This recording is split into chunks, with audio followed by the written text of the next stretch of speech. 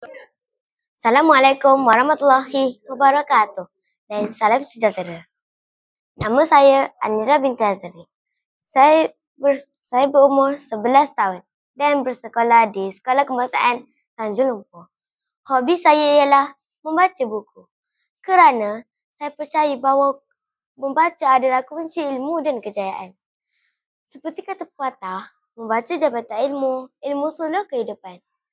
Hari ini, saya ingin berkongsi tentang sebuah buku yang sangat menarik minat saya.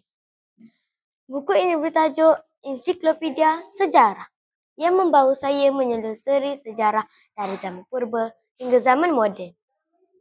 Buku ini berjudul Ensiklopedia Sejarah. Penulisnya Philip Steele. Penerbit buku ini adalah Institut Terjemahan dan Buku Malaysia, ITBM. Buku ini berharga RM30.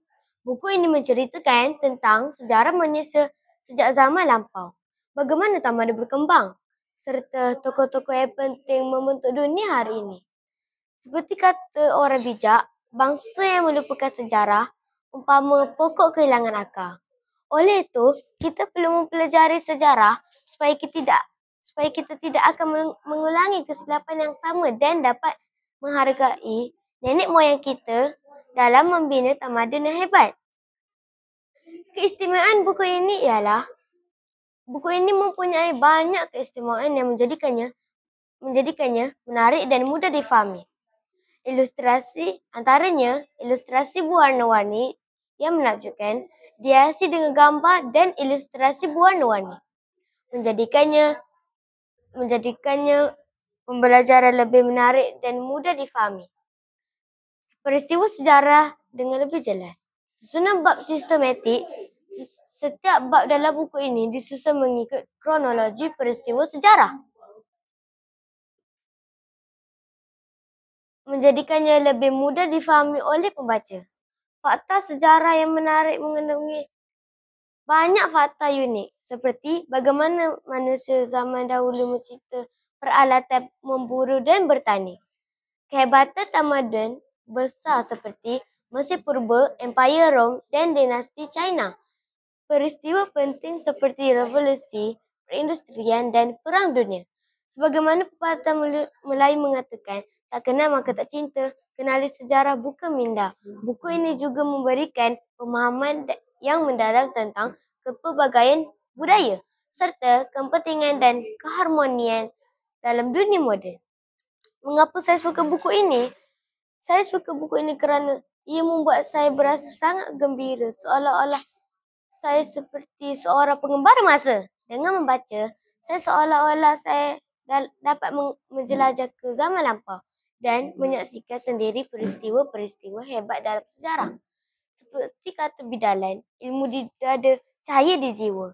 Buku ini membolehkan saya mengenali tokoh-tokoh penting dunia seperti Julius Caesar, Napoleon Bonaparte, Tun Perak dan Mahatma Gandhi.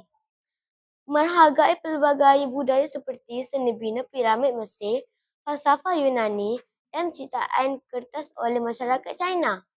Memahami bahawa sejarah mengajar kita tentang kepentingan keamanan dan keharmonian dalam kehidupan. Membaca buku luas pengetahuan sejarah kita terokai. Menjadi insan penuh wawasan demi masa depan berseri-seri. Mengapa buku ini penting?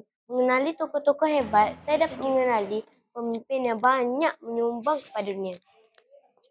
Menghargai keamanan dan kemajuan sejarah. Membuktikan bahawa peperangan membawa kehancuran. Oleh itu, kita perlu mensyukuri kehidupan dan aman dan harmoni yang kita nikmati hari ini. Membuka minda terhadap kepelbagaian budaya. Saya dapat mengetahui tentang keunikan budaya tamadun yang berbeza. Sebagaimana kata penjaga, mereka yang melupakan sejarah pasti akan mengulanginya.